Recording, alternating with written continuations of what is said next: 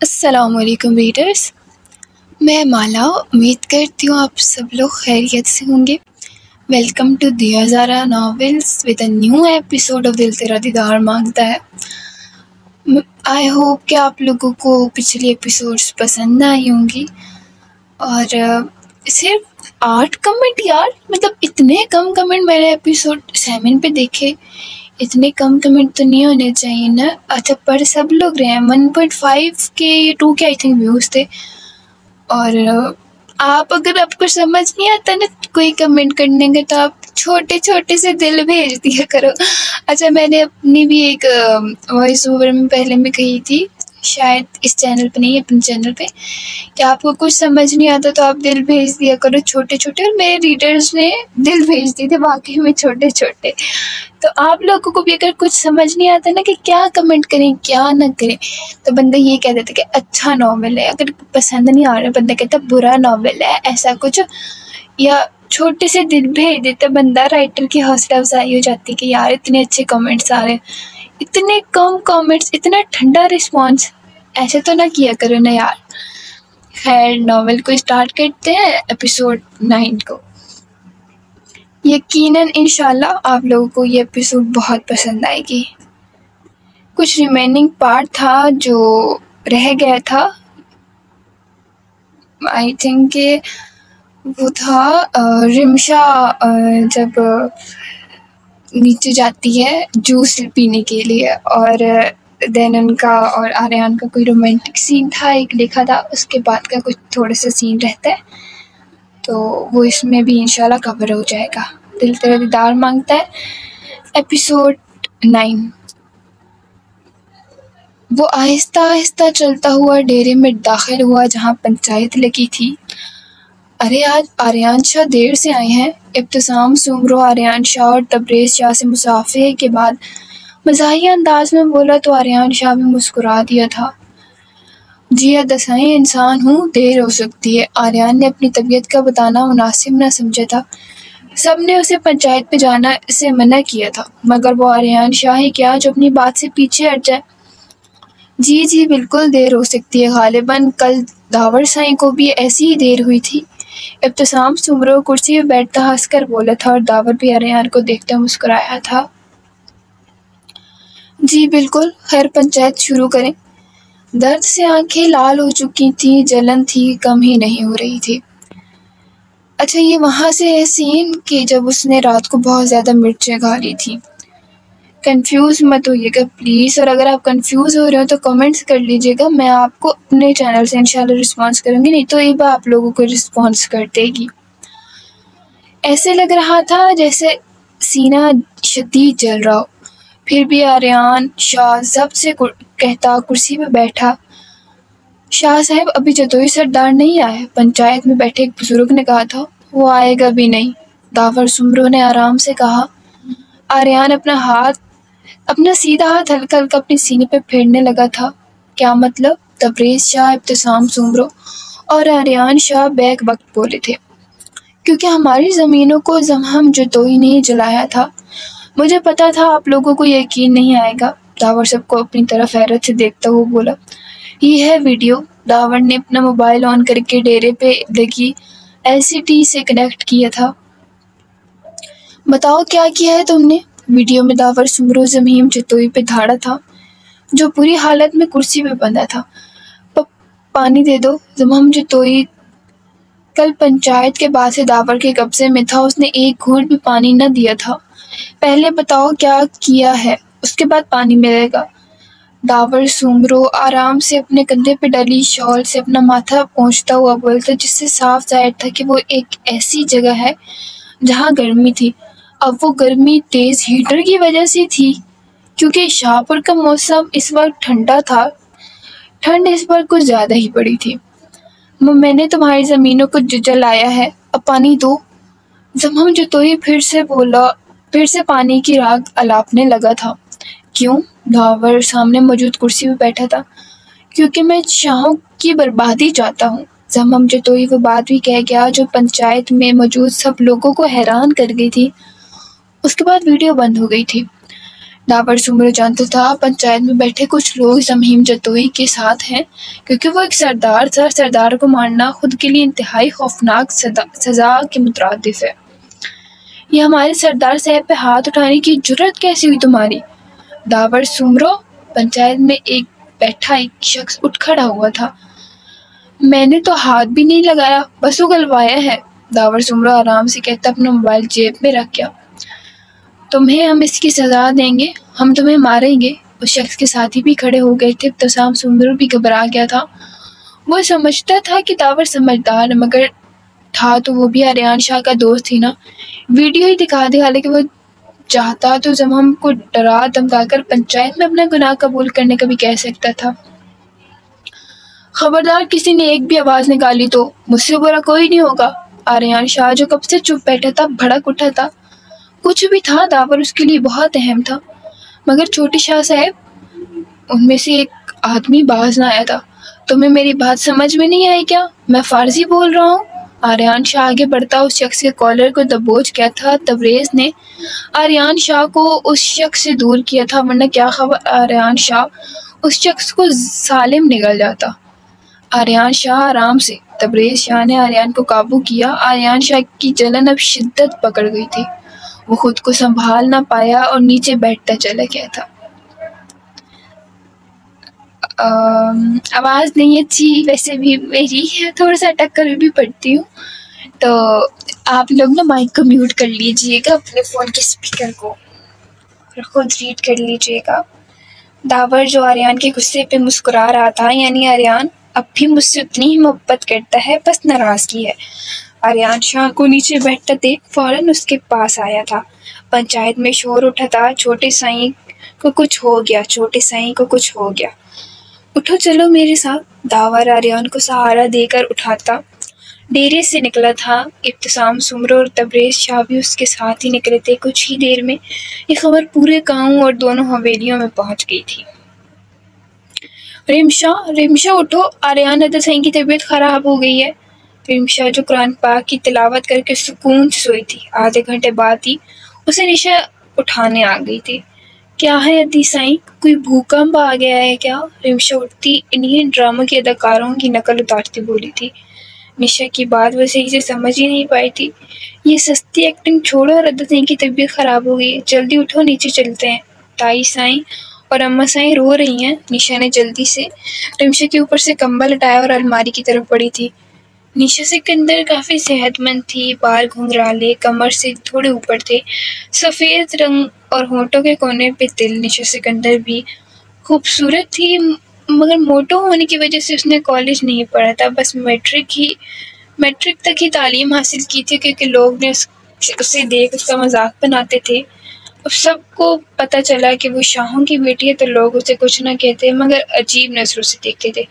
इसलिए उसने तंग आकर कॉलेज जाना छोड़ दिया था, मगर खाना पीना भी ठीक ठाक था। उसे अपने मोटे होने से कोई फ़र्क नहीं पड़ता था। अब ये तो वक्त ही बताने वाला था कि उसे मोटापे से कितना फ़र्क पड़ेगा। कौन से अदर साईं की तबीयत ख़राब है? रिमशा सिकंदर तेज़ी से उठती बेड पर खड़ी हो गई थी। आर्यन अदर साईं, निशा सिकंदर परेशानी से कहती रिमशा के बिखरे कमरे को समेटने लगी थी। क्या? रिमशा सिकंदर जोर से बोली थी। क्या अजब था कि अगर हवेली की दीवारें मजबूत न होती तो रिमशा सिकंदर की चीख पे टूट जाती। आहिस्ता बोलो लड़की, क्यों मेरे कान फाड़ने का इरादा है? निशा सिकंदर अपने कानों पे हाथ रखती हुई बोली थी। नहीं, कुछ नहीं। रिमशा सिकंदर अभी भी शौक की कैफियत में थी। जल्दी से बेड से उतरती वॉशरूम की तरफ भागी थी। इस लड़की का कुछ नहीं हो सकता, सारे कमरे को गंदा कर देती है। मुझे तो लगता है बहन नहीं भाई है ये मेरा। निशा सर झटक कर कहती, सारे पिलो को जगह पे रखती और बड़ा सा टेडी बेयर जो कि रिमशा का चुंकू था, उसे एक थप्पड़ लगाकर कमरे से निकल गई। हाय अल्लाह, कहीं वो नहीं, ऐसा नहीं हो सकता, अस्तगफार। रिमशा सिकंदर, क्या सोच रही हो? रिमशा पानी को हथेली में मुंह में भरकर मारती हुई बोली थी। अगर वो नहीं, तौबा। रिमशा बाकायदा कानों को हाथ लगा रही थी। जो सोच उसके जहन में आ रही थी वो सोचने भी नहीं जाती थी। लेकिन अगर सच में, या अल्लाह जी प्लीज ऐसा ना हो, मैं क्या मुंह दिखाऊंगी लोगों को। नहीं नहीं, मैं क्या कहूंगी, क्या दर्द के पेट में, अस्तगफार अस्तगफार, अल्लाह सही प्लीज ऐसा ना हो, मैं तो अभी बहुत छोटी हूँ, मैं कैसे इतनी बड़ी जिम्मेदारी उठा सकती हूँ, मुझे रात में जाना ही नहीं चाहिए था। रिमशा सिकंदर, सोच बेटा सोच, अब क्या होगा। रिमशा मुंह हाथ धोकर वहीं शीशे के सामने खड़ी हो गई थी। हाँ आइडिया, मुझे लारिब से मशवरा मांगना चाहिए।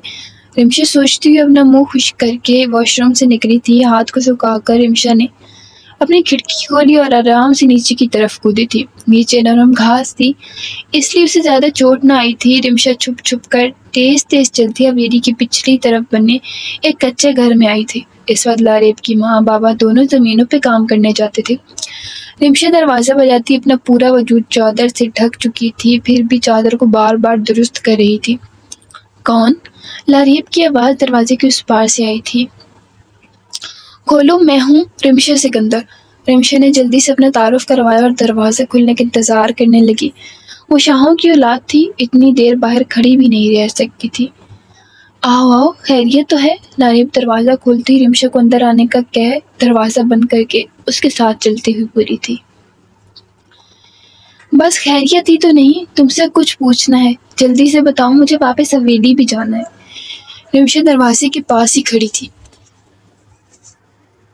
हाँ हाँ पूछो, मगर बैठ तो जाओ, अंदर चल, बाहर गर्मी है। लारेब चाहती थी कि रिमशा अंदर चलकर बैठे। चाहे वो अमीर नहीं थे, मगर फिर भी वो हवेली वालों की बहुत इज्जत और एहतराम करते थे और रिमशा तो उसकी बचपन की दोस्त थी। नहीं नहीं, बस जल्दी है, यहाँ यहीं बता दो। रिमशा अपनी शॉल को सर से दुरुस्त करती हुई बोली थी। हाँ पूछो। लारेब झाड़ू को एक जगह पर रखती रिमशा की तरफ पूरी तरह मुतवज्जो हुई थी। वो अगर वो करने से तबीयत खराब हो जाए तो इसका मतलब प्रेग्नेंट तो नहीं होता ना। रिमशा तजस्सुस भरी नजरों से लारेब को देख रही थी। हो जाता है। लारेब इस वक्त रिमशा की हालत को समझती सिर्फ यही बोल रही थी। अब उसे क्या पता था कि उसकी दोस्त की वो से मुराद सिर्फ किस था। क्या? नन्ना नहीं। रिमशा सर को नफी मिलाती तेजी से लारेब के घर से निकली थी। अरे आ गया मेरा शहजादा।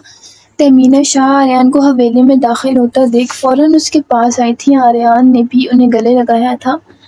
दावर आर्यान के साथ ही था। इब्तिसाम को दाने आलसूमरों ने हवेली बुला लिया था। इन सबको जमहम की तबीयत का पूछने उनकी हवेली जाना था। अमर सई, मुझसे भी प्यार किया करें, मैं भी हॉस्पिटल से आया हूँ। तबरेज़ शाह माहौल को अच्छा करने के लिए मुस्कुरा कर बोला था। उसकी मुस्कुराहट निशा सिकंदर शाह की जान लेती थी। बेशक तबरेज़ शाह एक बच्ची और खूबसूरत मर्द था। अरे तुम तो मेरे लाडले हो, तुम्हें अम्मा साईं, तुम्हारी अम्मा साईं बेशक आर्यान से प्यार करें, पर मैं तुम्हें प्यार करती हूँ। सफीना शाह निशा और रिमशा की अम्मा साईं हंसकर बोली थी। तबरेज़ को अपने गले लगा गई। देख ली अम्मा साईं, खाला प्लस चाची साईं मुझसे कितना प्यार करती हैं। आपको मेरी फिक्र है ही नहीं। तबरेज़ शाह सफीना शाह के सर पे भूसा देता हुआ बोला था। दावर कब से खड़ा अपनी नजरें नीचे झुकाए हुए था। कौन जानता था उसकी आंखों में आंसू है, मगर आर्यान शाह हर चीज़ से वाकिफ था। अरे तबरेज़ साईं, तुम्हें तुम्हारी खाला ही मुबारक, मेरा तो दूसरा बेटा भी है। तमीना शाह आर्यान को आराम से सोफे पर बिठाती दावर को गले लगा गई थी।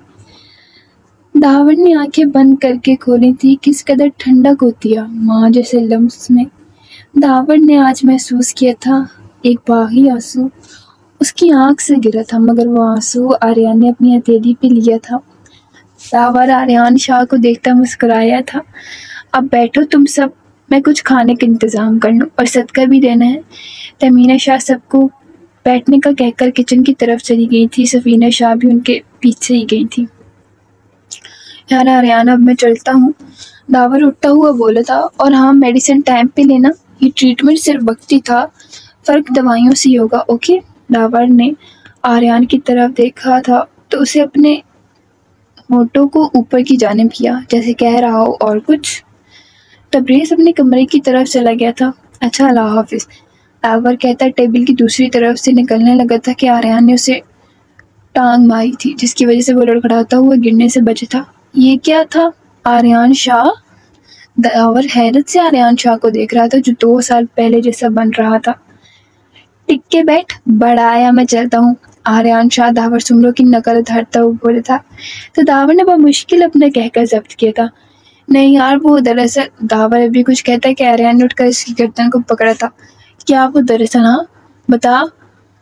मुझे नहीं, बता मुझे नहीं, मैं भी तो सुनूं। ऐसे कौन से बिजनेस है तेरे? हाँ, दावर का हाथ अब भी दावर की गर्दन पे भी आर्यन का हाथ था। अब यार छोड़, गर्दन टूट जाएगी। दावर हंसता हुआ बोलता, नहीं तो ये दांत क्यों निकाल रहा है? बता ना क्या काम है तेरा, जरा मुझे भी पता चले। आर्यन अब भी दावर को बख्शने के मूड में नहीं था। यार वो अच्छा नहीं, तेरी अच्छों की ऐसी की तैसी। आर्यन दावर के पेट में हल्का सा मुक्का मारता हुआ बोला था। आह, दावर ने करहाने की नकल की थी। क्या हुआ? तहमीना बेगम जो खाने का कहने आई थी, दावर से पूछने लगी, जिसने पेट पे हाथ रखा था। कुछ नहीं आंटी, बस थोड़ा सा पेट में दर्द हो रहा है। दावर आर्यन को आराम से सोफे पे बैठता देख हैरत के होता जन हुआ था। ओहो मेरे बच्चे, मैं तुम्हारे भी अम्मा साई हूँ, और मैं तुम्हें अभी दवाई देती हूँ, तुम बैठो। तहमीना शाह मुस्कुराती हुई दावर के कंधे पे हाथ फेरती लाउंज से निकल गई थी। चल मेरे बच्चे, खाना खा के जाइयो। आर्यन हंसता हुआ अपने पेट पे हाथ रख गया। दावर आर्यन को हंसता देख मुस्कुरा रहा था। वो दोनों कितने अरसे बाद एक साथ खुश हुए थे। सारा दिन रिमशा को सोच सोच कर बुरा हाल हो चुका था। उसने खाना भी नहीं खाया था। अब शाम हो रही थी। पेट में चूहे माइकल जैक्सन वाला डांस कर रहे थे। अब तो उस बेचारी को नीचे आना ही पड़ा था। कुछ भी हो जाए, मैं कहूँगी ये बच्चा मेरा नहीं है। रिमशा खुद से सोचती सीढ़ियाँ उतरकर किचन में आई थी। साथ साथ दुआ भी करी थी कि आर्यन से सामना ना हो। किचन में आकर उसने खाना गर्म किया और खाने के लिए भी बैठी थी। कितने में तहमीना शाह किचन में दाखिल हुई थी। रिमशा, तुम इस वक्त किचन में क्या कर रही हो? तहमीना शाह रिमशा को किचन में देखकर बोली थी। वो ताईसाई, मैंने खाना नहीं खाया था ना, तो अभी भूख लग गई है। रिमशा ने फिर से बिरयानी निकालते हुए कहा था। अच्छा चलो कोई बात नहीं, तुम खाना आकर खा लेना। ये ठंडा दूध आर्यन को दिया। तहमीना बेगम दूध का गिलास टेबल पर रखते हुए बोली थी। नहीं, मेरा मतलब मैं। रिमशा ने अपनी उंगली अपनी ही तरफ की थी। हाँ तुम, क्यों, क्या हुआ? तहमीना बेगम रिमशा के माथे पे पसीना देखकर बोली थी। नहीं, मेरा मतलब ताई सही, आप दे आए ना अदा सही को। रिमशा ने अपना दामन बचाना चाहा था। बेटा सही, मेरे घुटने में दर्द है, मैं सीढ़ियाँ नहीं चढ़ सकती, अगर आपको याद हो तो। तहमीना शाह ने मुस्कुरा कर कहा था। जी, इसका मतलब मैं जाऊँ? रिमशा ने फिर से सवाल किया था। जी। तहमीना शाह ने गर्दन थोड़ी नीचे की थी। यानी वाकई में मैं जाऊँ? रिमशा ने फिर से सवाल किया था। रुको ज़रा, मैं आर्यन को खुद ही आवाज़ देती हूँ। तहमीना शाह को गुस्सा ही आ गया था। नहीं, मैंने कहा ना मैं जा रही हूँ, जल्दी से दूध का गिलास दें। रिमशा तेजी से उठती हुई बोली थी। ये सामने ही है। तहमीना बेगम अपनी मुस्कुराहट छुपा कर बोली थी। तो रिमशा तेजी से गिलास उठाकर किचन से निकल गई। आलतू जल आलतू आए बला को टाल दो। रिमशा सीढ़ियाँ चढ़ते हुए दिल में दुआ कर रही थी। सब कहाँ गए हैं हम नबी? दावर हवेली में दाखिल होता हर तरफ अंधेरा देखकर मुलाजमा से पूछने लगा था। दावर साईं, सब लोग जितोई सरदार वालों की हवेली में गए हैं। वो जी, अमरीन बीबी साईं, सब यह और इब्तिसाम की सौतेली माँ ने रो रो कर अपना बुरा हाल कर लिया था। जी, उनका भांजा बहुत जख्मी है, तो बस इसी वजह से बड़े साईं और बाकी सब भी गए हैं। आमने भी अपनी चप्पलों में पैर टिकाती हुई बोली थी। ठीक है, मैं रूम में जा रहा हूँ, आप भी जा सकती हैं। दावर कहता बगैर कुछ सुने अपने रूम की तरफ चला गया था। रूम में आने के बाद वो अपनी वॉच उतारता, ड्रेसिंग टेबल पे रखता, टाई की नॉट ढीली करता। वो बेड पे बैठ के अपने जूते उतारने लगा था। अपनी शर्ट के बटन खोलता वो नहाने के लिए वॉशरूम चला गया था। कौन है? आर्यन जो भी बेड पे लेटा था दरवाजे पे हल्की सी दस्तक होते देख पूरा था। मैं। रिमशा बहुत मुश्किल ही आवाज़ निकाल पाई थी। पसीने से उसका माथा तर था, हाथों पे भी पसीना आ रहा था। आ जाओ। आर्यन अपना गला खंगारता गंभीर आवाज में बोला था। रिमशा की आवाज़ सुनकर उसके अनाबी होंठ मुस्कुराए थे। उसने खुद ही तो अपनी अम्मा साई को रिमशा के हाथ दूध बेचने का बोला था। जी। रिमशा अपने दुपट्टे सर पे सख्ती से टिकाती हल्का से दरवाज़ा खोलकर अंदर दाखिल हुई थी। रिमशा को देख आर्यन बेड पे उठकर बैठ गया था। ये दूध ठंडा। अरे रिमशा इतनी आहिस्ता बोली थी जैसे वो खुद को ही सुनाना चाह रही हो। मुबादिल, उसके अलावा वहाँ कोई हो ही नहीं। क्या? आर्यन अपनी एक आईब्रो को ऊपर उठाता बोला था। वो दूध पी ले। रिमशा दूर से ही उसे दूध की तरफ इशारा कर रही थी। यहाँ आओ। आर्यन अपनी मुस्कुराहट छुपाता उसे अपने पास बुलाने लगा था। जी। रिमशा ने एक नज़र उसे देखा था। यहाँ आओ, मैं कह रहा हूँ। या मैं उठ के वहाँ आऊँ? आर्यन ने अपनी तरफ इशारा किया था। हाँ यार, ये तो प्रेग्नेंट है, तब ये काम नहीं करवाना चाहिए। रिमशा हल्की आवाज में मनमनाई थी। ये क्या मनमना रही हो तुम? आर्यन रिमशा को आहिस्ता आहिस्ता मनमनाता देख पूछने लगा था। नहीं कुछ नहीं, ये ले। रिमशा ने आगे बढ़कर दूध का गिलास आर्यन को पकड़ाना चाहा। गिलास लेते वक्त आर्यन की उंगलियां रिमशा की उंगलियों से मस हुई थी। रिमशा ने अपना हाथ तेजी से पीछे कर लिया। अगर आर्यन दूध का गिलास न पकड़ता तो दूध का गिलास जमीन को सलामी पेश करता। मुझे आपसे कुछ कहना है। रिमशा हिम्मत जमा करती हुई बोल ही गई थी। हाँ बोलो। दावर ने दूध के गिलास का एक घूंट भरा था। वो मैं ये जिम्मेदारी नहीं ले सकती, सारी गलती आपकी थी, मैं जिम्मेदार नहीं हूँ। अच्छा, अभी तो मैं खुद छोटी हूँ, मैं कैसे संभालूंगी? रिमशा अपनी आंखें बंद करके तेजी से बोलती। क्या मतलब है, कैसी जिम्मेदारी? आर्यन ने रिमशा को एक नज़र देखते सवाल किया था। वो मैं कह रही हूँ, मैं नहीं संभालूंगी कुछ भी। रिमशा अपनी उंगली चटखाती हुई बोलती। पूरी बात बताओ। आर्यन कहता दूध के गिलास को मुंह से लगा गया था।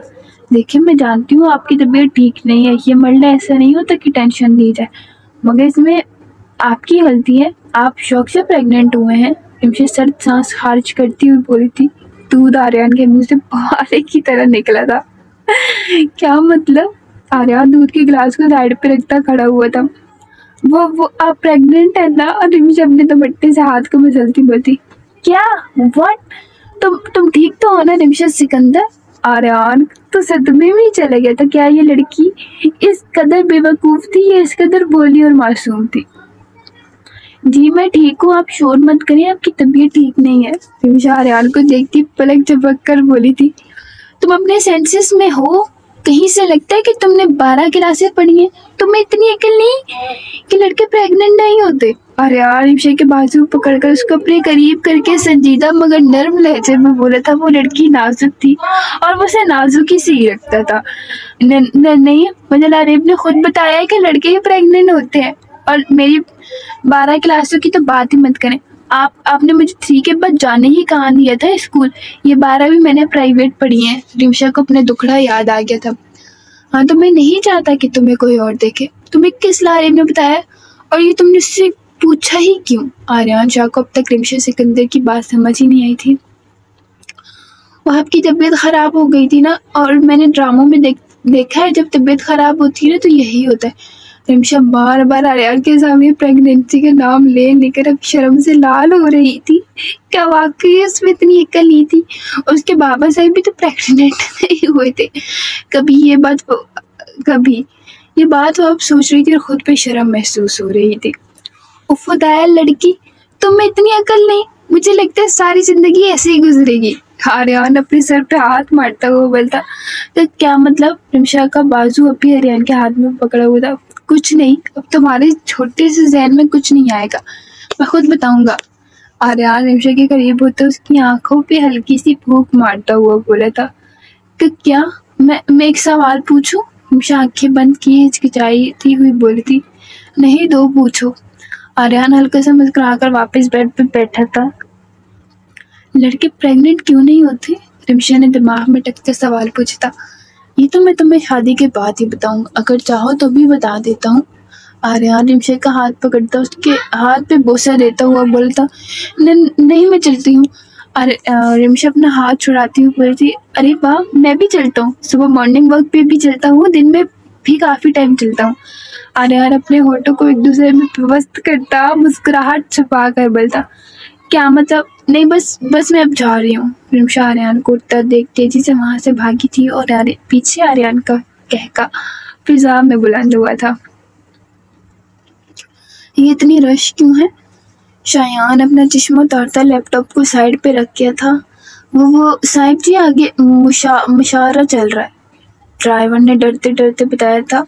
उसकी शायान से पहली मुलाकात थी, उसने यही सुना था कि शायान गुस्से का बहुत तेज है, इसलिए वो डर रहा था। What do you mean by that मशवरा?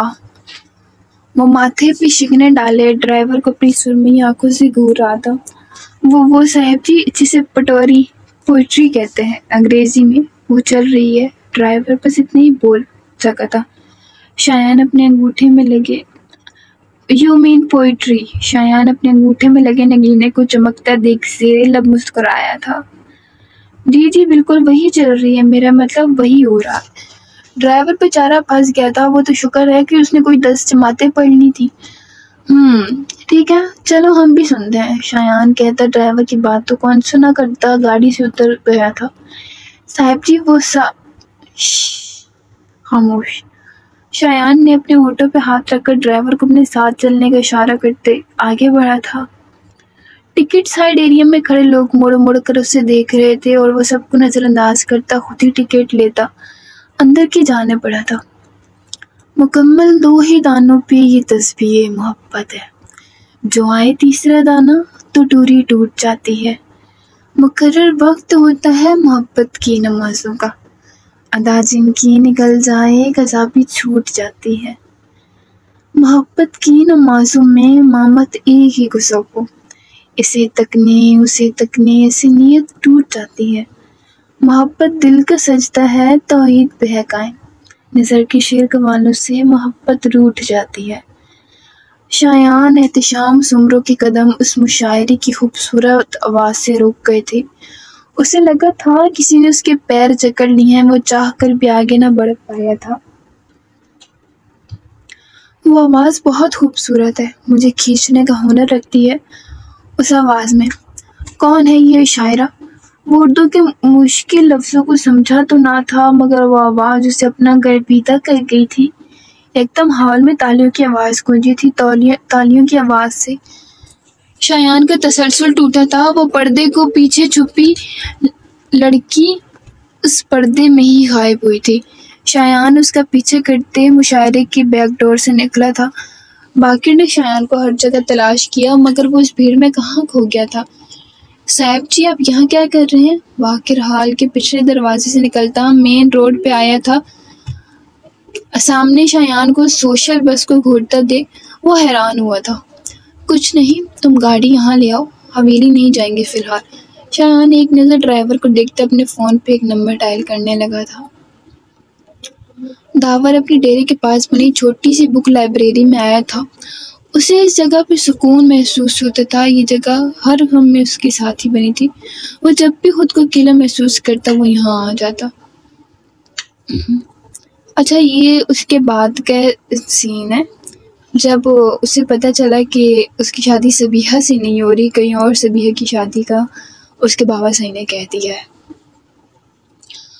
उसने वज़ू करके टेबल को साइड पे करते वहाँ जाए नमाज बिछाई थी। उसने बहुत आहिस्ता आहिस्ता अपनी नमाज अदा की।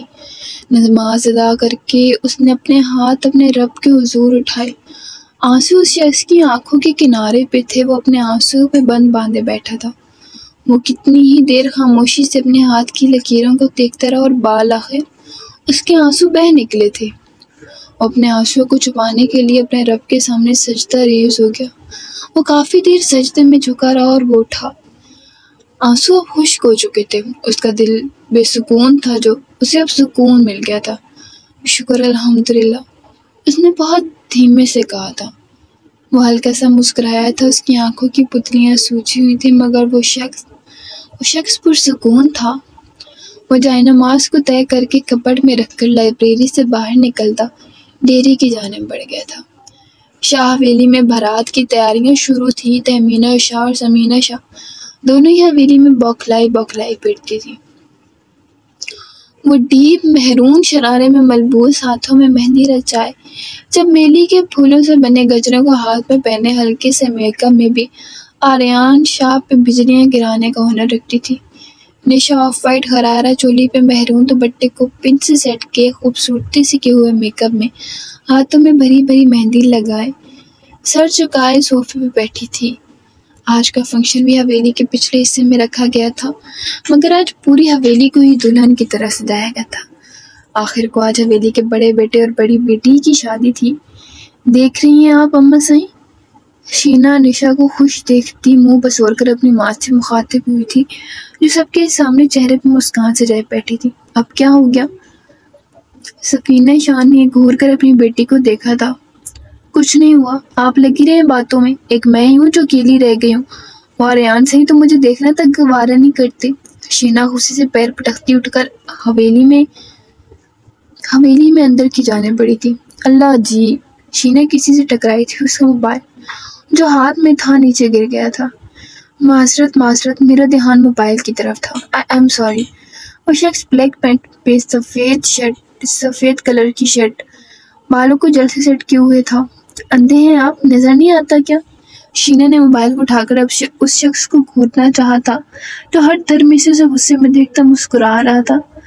हाय, शुक्र है अंधा नहीं हूँ, वरना इतनी खूबसूरत लड़की कैसे देख पाता। वो हल्का सा मुस्कुराता आगे बढ़ा था। ओए अंधे इंसान, ये जो मेरा मोबाइल का नुकसान किया है कौन भरेगा इसे?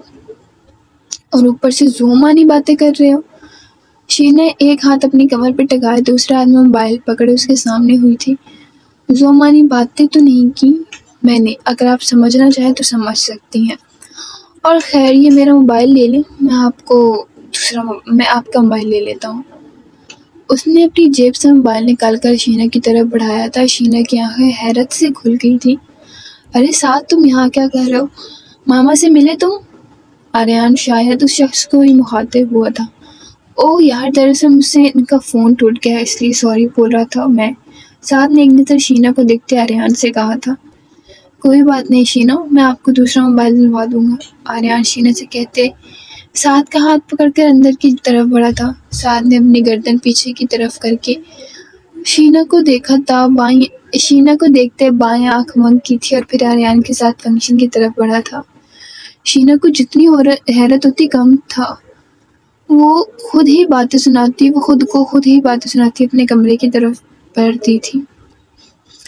कैसी है सबिहा दानियाल सुमरो? दुरुस्त लहजे में कहता गाड़ी को स्टार्ट करने लगा था। आज बाकिर को कुछ काम था तो दावर ही सबिहा को छोड़ने जा रहा था। उसकी गहरी ब्राउन आंखें रात जगह का पैगाम देती थीं, आंखों में लाल डोरियां उसके रोने की चुगली कर रही थी। अल्हम्दुलिल्लाह, उसे एक लफ्ज़ जवाब देकर सबिहा अपने बैग से बुक निकाल कर उसके सफ़े पलटने लगी थी। उसकी पूरी आंखें भी नम थीं, जिसे शायद ही दावर सुमरो देख पाया था।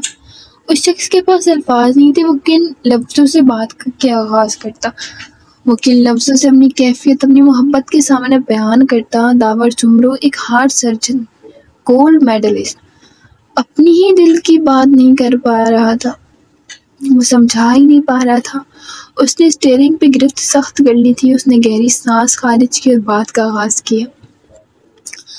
आपको पता है सभी, जैसे नंगे पाँव फटे पुराने कपड़ों वाला बच्चा अपने खाली जेब को क्या एहसास लिए अपने दिल को अच्छा लगने के लिए महंगी चीज़ किसी दुकान के बंद शीशे से लगे कई पहर लग कर देखता है। उसे मालूम होता है कि वो उस चीज़ को अपनी ज़िंदगी बेच कर भी नहीं खरीद सकते, लेकिन दिल को खुश करने के लिए उस चीज़ को देखते रहते हैं। मैंने भी बिल्कुल उन बच्चों की तरह बचपन से आपको देखा है। उस शख्स ने नज़रें बैक मिरर से उसकी जानिब की थी। उस लड़की के हाथ काँप रहे थे, निकाब में छुपी आंखें झुकी हुई थीं। कुछ कहेंगी नहीं आप? आर्या ने अपनी नज़रें बाही की तरफ मरकूज़ कर ली थी। शायद खामोशी बेहतरीन जवाब है, पर हर उस बात का जिसे हम चाह कर भी अपने चाहने वाले को नहीं बता सकते। हम थक चुके हैं मुसलसल अपने वजूद की तलखियाँ बताकर। उसने अपनी झुकी हुई पलकों को उठाकर उस शख्स को देखा था। वो मिरर से उसे ही देख रहा था और वो फिर अपना सर झुका गई थी। सभी पता है, कभी कभी मेरा दिल इतना रोने को करता है कि मौत को भी तरस आ जाए और मेरा दिल धड़कना बंद हो जाए, सांसों की हलचल खत्म हो जाए या दिमाग की नसें फट जाए। मैं भी तो उस परवरदिगार की तख्लीक हूँ, फिर क्यों मुझे असियत देने वालों को मेरे दर्द का एहसास नहीं हुआ। वो शख्स आहिस्ता आहिस्ता कहते हुए भी उस लड़की के दिल को निचोड़ गया था। वो तड़प उठी थी उसकी मौत का सोचते ही। उसने अपनी झुकी नजर उठाकर मिरर में देखा था, पर इस बार इस शख्स की नजरें मिरर की तरफ नहीं थी। आप हमें भूल जाएं और मरने की दुआ मत करें, वो बगैर सोचे समझे ये अल्फाज कह गई थी। खलीलुल जिब्रान लिखते हैं, मोहब्बत भीख में नहीं मांगी जाती, मोहब्बत में मिली हुई भीख में मिली हुई रोटी से ज़्यादा बुरी होती है। लेकिन बानो कुदसिया लिखती हैं, मोहब्बत की भीख मांग लेनी चाहिए, क्योंकि जिसको मोहब्बत मिल जाए उसे सब कुछ मिल जाता है। तो अगर मैं आपसे मोहब्बत की भीख मांगूं तो क्या आप मुझे देंगी? आज वो मगरूर मर्द अपनी अना को तो कहीं सुला ही आया था। सबिया ये अल्फाज सुनकर नम आंखों से उस वजीह मर्द को देख रही थी। उस शख्स की आंखें भी नम थी। एक तल्ख हकीकत है कि ज़िंदगी की कुछ सज़ाएं हम अपने लिए खुद ही मुंतखब करते हैं, ताल्लुकात, तवक्कुआत, ख्वाहिशात की सूरत में। उससे भी बढ़कर ये कि जब हम जानते हैं कि ये मैं सज़ा है, इससे बढ़कर कुछ नहीं, तब भी हम उसे छोड़ने और उससे खुद को आज़ाद करवाने की हिम्मत नहीं मुजम्मा कर पाते, और इसी सज़ा को काटते काटते सारी ज़िंदगी गुजार देते हैं। दावर साहब, प्लीज़ आप हिम्मत करें हमें भूलने की। आज वो मासूम लड़की उस शख्स को खुद को भूलने का कह रही थी, जिस शख्स की मोहब्बत उसने हर नमाज में मांगी थी। ये कैसे मुमकिन है कि हल निकाला जाए दिल की वीरानी का। आखिर आप मेरा इश्क है, और इश्क भी ऐन जवानी का। वो तंजिया मुस्कुरा कर कहता गाड़ी को सबिया के कॉलेज के पास रोक गया था। मैं ठीक नहीं हूँ, मैं अंदर ही अंदर मर रही हूँ। कोई नहीं जानता मैंने कितनी बार अपने आंसू छुपाए। मेरे दिल को कितनी तकलीफ होती है, मेरे अल्लाह के अलावा कोई नहीं जानता। वो अपने आंसू पे जब्त के पहरे लगा कर कहती। तेजी से गाड़ी से निकलती कॉलेज में दाखिल हो गई थी। दावर अपनी आंखों के गोशे से आंसू साफ करता हुआ मुस्कुरा कर गाड़ी स्टार्ट कर गया था। अचानक लाइट बंद हुई थी। औरतें कुछ डर की थी और कुछ जोर जोर से लाइट ऑन करो कह रही थी। मेहंदी लगा के रखना, डोली सजा के रखना, मेहंदी लगा के रखना, डोली सजा के रखना। गाने की धुन और फोकस लाइट की वजह से सब स्टेज की तरफ मुतवज्जो हुए थे। पीले लहंगे, हरी चोली और पीले दुपट्टे में मलबूस रिमशा सिकंदर हाथों को आगे किए नीचे से उठती गोल गोल घूमी थी। लेने तुझे आ गोरियां आएंगे तेरे सजना, मेहंदी लगा के रखना, डोली सजा के रखना। रिमशा नीचे की तरफ इशारा करती उसकी बनाए लेती, अपने बाएं हाथ को आगे करती दाएं हाथ से स्टेप बाय स्टेप डांस कर रही थी।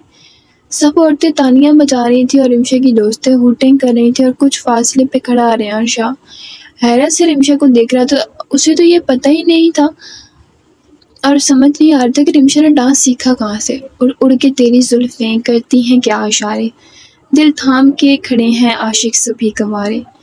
छुप जाएं सारी कुड़ियां घर में शर्म के मारे, गाँव में आ गए हैं पागल शहर के सारे। नजरें झुका के रखना, दामन बचा के रखना, नजरें झुका के रखना, दामन बचा के रखना। लेने तुझे आ गोरियां आएंगे तेरे सजना, मेहंदी लगा के रखना, डोली सजा के रखना। लेने सहरा सजा के रखना, चेहरा छुपा के रखना। मैं एक जवान लड़का तो एक हसीन लड़की, ये दिल मचल गया तो मेरा कसूर क्या है। रखना था दिल पे काबू, ये हुस्न का है जादू, जादू ही चल गया तो मेरा कसूर क्या है। रास्ता हमारे तक ना दरवाज़ा खुला रखना, रास्ता हमारा तक ना दरवाज़ा खुला रखना। लेने तुझे आ गोरी आएंगे तेरे सजना, कुछ और अपना कहना, कुछ और अपना करना, कुछ और अपना कहना, कुछ और अपना करना। ये दिल की बात अपने दिल में दबा के रखना, मेहंदी लगा के रखना, डोली सजा के रखना, सहरा सजा के रखना, चेहरा छुपा के रखना। शावा शावा ओए ओए, शावा शावा। मैंने ना पूरा गाना ही पढ़ लिया, आप लोगों को कहीं और जाने की ज़रूरत ही नहीं है। वैसे मैंने धुन के साथ नहीं पढ़ा, जैसे मैं गाने पढ़ती भी नहीं, मतलब गाती भी नहीं हूँ, लेकिन मैंने इसमें ऐड किया जस्ट इसलिए कि आप लोगों को अच्छा लगे। वो गाने पे स्टेप्स मुकम्मल करती फिर से घूमी थी। स्टेज की निकली हुई कील में उसका लहंगा अटका था। इससे पहले कि वो ज़मीन को सलामी पेश करती, आर्यान शाह तीर की तेज़ी से उस तक पहुंचा था। उसे बाजू से पकड़ता, एक हाथ उसकी कमर के पास ले जाते, उसे उसका हाथ अपने कंधे पर रखता, उसका दूसरा हाथ अपने हाथ में थामकर हल्का आगे पीछे होने लगा था। आज फिर तुम पे प्यार आया है, बेहद और बेशुमार आया है। आज फिर तुम पे प्यार आया है, बेहद और बेशुमार आया है। टूटे तो टूटे तेरी बाहों में ऐसे जैसे शाखों से पत्ते बेहया, बिखरे तुझी से और सिमटे तुझी में, तू ही मेरा सब ले गया। ना फिकर ना शर्म ना लिहाज, एक बार आया है। वो उसको घुमाकर उसके बालों की खुशबू खुद में उतारता सरशार हुआ था। फिर जर्रे जर्रे में दीदार आया है, फिर जर्रे जर्रे में दीदार आया है, बेहद और बेशुमार आया है। आज फिर तुम पे प्यार आया है, बेहद और बेशुमार आया है। आई होप सो कि मेरी इतनी बुरी सी आवाज़ आप लोगों को अच्छी लगी हो, और अगर नहीं लगी ना तो आप लोगों ने सही सुनानी है फिर कमेंट्स में, नहीं वैसे सुनाइएगा मत, सैड हो जाती हूँ ना। वो उसकी कमर पे गिरफ्त सख्त करता, उसे मज़ीद खुद में भेज गया था। तू ही मेरी आवारगी, तू ही दुआ हर शाम की, तू खामखा तू लाज़मी, तू ही रज़ा तू ही गमी, और तू ही फराक है वो जिसको है सिलसिलों ने मेरे पास लाया है। वो अपनी उंगली से उसके होंठ से लाता, उसे कांपने में मजबूर किया गया था। होंठों पे तेरे इज़हार आया है, बेहद और बेशुमार आया है। मैं आने रीड कर ली बस। आज फिर तुम पे प्यार आया, बेहद और बेशुमार आया। उसे घुमाते हुए उसे गिराने वाले अंदाज में चला था, फिर से कमर से थाम गया था। रिमशे की धड़कनें बेकाबू हुई थी। वो घबराती उस शख्स में ही पनाह ले रही थी। औरतें हैरत से मुंह खोले अपने छोटे शाहसाई को देख रही थी। तहमीना बेगम शर्मिंदा सी सर झुका गई थी और समीना बेगम हैरत से अपने भांजे और बेटी के कारनामे देख रही थी। और रूम के दरवाजे को आराम से खोलती, अपने छोटे छोटे पैरों से चलती उस तक आई थी जो सोए हुए महरूर शहजादा लग रहा था। चेहरे पे हल्की सी मुस्कान थी, हमेशा की तरह माथे पे बिखरे बाल थे। वो अपना मोमी हाथ आराम से आगे बढ़ाती उसके बालों को पीछे कर गई। वो आहिस्ता आहिस्ता कदम उठाती वॉशरूम में गई, हाथों को ठंडे पानी से धोकर वो बाहर आई और इब्तिसाम की गर्दन पे अपने छोटे छोटे हाथ रख गई। सर्दी में ठंडे ठंडे हाथों की लम्स से उसकी नींद में खलल आया था। वो छोटी सी आंखें खोले अपनी शरारती सी बीवी को देख रहा था जो बहुत गौर से उसे ही देख रही थी। वो मुस्कुरा कर उसके दोनों हाथों को पकड़ता, उसे खींचकर खुद पे गिराता, कंबल को दोनों पे डाल गया था। अपनी बड़ी बड़ी आंखें खोले हैरत से उसे देख रही थी। वो उसके दोनों हाथों को चूमता अपनी आंखों से लगा गया था। वो शर्म से लाल होती गालों को अपने हाथों में छुपाना चाह रही थी, मगर उसके दोनों हाथ उसके सरदार जी की गिरफ्त में थे। हमारे हाथ छोड़े ना। वो अपने हाथों को छुड़वाने की कोशिश कर रही थी। क्यों छोड़ूं? वो दोबारा से उसके हाथों को चूमता दिलकशी से मुस्कुराया था। क्योंकि हम कह रहे हैं, वो चेहरे पे मासूमियत लाए हुए बोली थी। अच्छा जी, छोड़ दिए। इब्तिसाम ने उसके हाथों को आराम से छोड़ा था। समसम ने फिर से अपने हाथ उसकी गर्दन पर रख दिए थे। अब की बार इब्तिसाम हैरान हुआ था।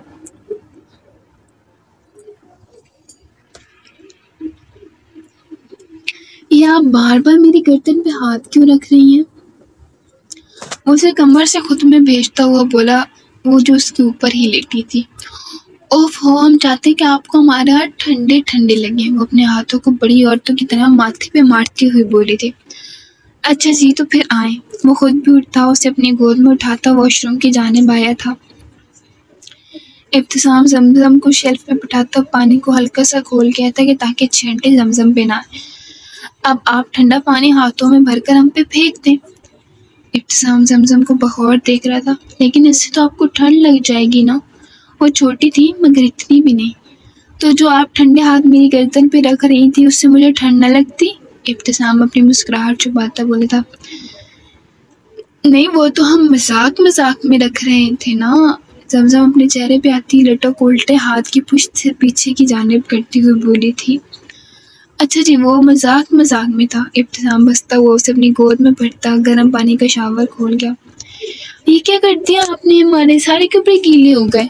जमजम पानी को खुद पे आता देख इब्तिसाम से बोली थी, जो उसे बाहों में लिए शावर के नीचे खड़ा था। तो कोई बात नहीं, आप मेरे कपड़े पहन लेना। इब्तिसाम उसे लिए अब कितनी ही देर गर्म पानी से खुद को भिगोता रहा और फिर उसे वहीं पे बिठाता है। शावर बंद करके चेंजिंग रूम से बाहर निकलता अपने कपड़े लेकर उसके पास आया था। आप चेंज कर लें, मैं भी चेंज कर लेता हूँ। वो ये कहते खुद चेंजिंग रूम की तरफ चला गया था। वो शख्स अपनी बीवी को मोअज़्ज़िज़ रखता था, उसकी इज्जत करना और करवाना भी जानता था। आर्यन, दावर ने आर्यन को कॉल की थी, जो दूसरी बेल पर रिसीव हुई थी। वो टूटा लहजा, वो नम आवाज़ की लर्जिश आर्यन जानता था। दावर इस वक्त अजियत में है। बोला दावर सुमरो, मुस्करा कर बोला था। वो जैसा ही लहजा अपना कर दावर की उम्मीद को तोड़ना नहीं चाहता था। मत कर आर्यन, आज हिम्मत नहीं दावर सुमरो में तुझसे मुकाबला करने की। देखना मैं टूट रहा हूँ, मैं बिखर रहा हूँ। आजा यार। लरजती आवाज़, टूटा हुआ लहजा, मान बिखरे हुआ वो शख्स, वो जिस वक्त काबिले रहम था। तुम बाहर आओ, मैं बाहर ही खड़ा हूँ। आर्यन को मालूम था दावर इस वक्त लाइब्रेरी में मौजूद होगा। क्या? दावर के लहजे में हैरानगी थी। आर्यन कब से था? उसे मालूम ही नहीं था। दरवाज़ा खोल यार, ठंड में कुल्फी बन जाएगी। आर्यन उसे हंसाना चाहता था। नहीं बनती तेरी कुल्फी, आ रहा हूँ। दावर कॉल को बंद करता मोबाइल को टेबल पे रखता उठता हुआ दरवाजे के पास आया था। आजा मेरे गले लग जा, आजा यार, गले लग जा। आर्यन खुद ही बाहें फैलाए दावर के सामने आया। दावर उसके गले लगता अपनी आंखों से आंसू न रोक पाया था। मैं बिखरा हूँ आर्यन, मैं टूट जाऊंगा। तो कुछ करना यार, मैंने मर जाना है। बचपन से मेरी खुशियाँ मुझसे उन लोगों ने छीनी हैं। मैं अपनी कीमती खुशी कैसे किसी और को दे दूँ? तू बताना आर्यन, क्या करूँ? वो लाख पहरे भी बिठाता अपने आंसुओं पे, मगर अपने दोस्त के सामने वो चाहकर भी कुछ न छुपा सकता था। बकवास मत कर, मुंह तोड़ दूंगा, बड़ा आया मरने वाला। आर्यन गुस्से से दावर की कमर पे मुक्का मारता नम आंखों से मुस्कुराया था। बेफिक्र हो जा, तुझे साथ लेकर मरूंगा। दावर भी हंसता हुआ उससे दूर हुआ था।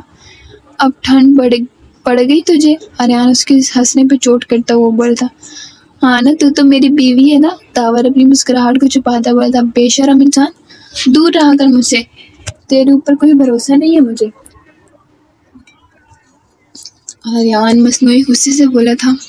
यार क्या करूं, तेरा हुस्न ही ऐसा है, मेरा दिल डगमगा जाता है। दावर अपने कदम आर्यन की तरफ बढ़ा गया था।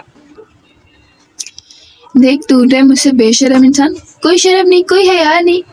कोई शर्म होती है, कोई हया होती है। आर्यन पीछे की तरफ कदम बढ़ाता हुआ बोला था। पर मुझे क्या पता वो क्या होती है। अदब मेरी चमक चलो। दावर अपनी हंसी को कंट्रोल करने के चक्कर में चेहरा सुर्ख कर बैठा था। बेहैरत इंसान, मुझे आने ही नहीं चाहिए था। दफा हो जाए यहाँ से, मैं जा रहा हूँ। आर्यन दावर को पीछे करता तेजी से उठता लाइब्रेरी से निकल गया। दावर को का फलक शगाफ कहका पूरी लाइब्रेरी में गूंजा था। और हाँ, शाम में डेरे पे आ जाना, एक मस्त प्लान सोचा मैंने। आर्यन दरवाजे से आवाज लगाकर कहता वापस चला गया था। जोहर के अज़ान सुनते दावर ने भी लाइब्रेरी से निकलते मस्जिद का रुख किया था। वो ऑफ वाइट रंग की शरारे चोली पे महरून दुपट्टे में मलबूस स्टेज पे आ बैठी थी।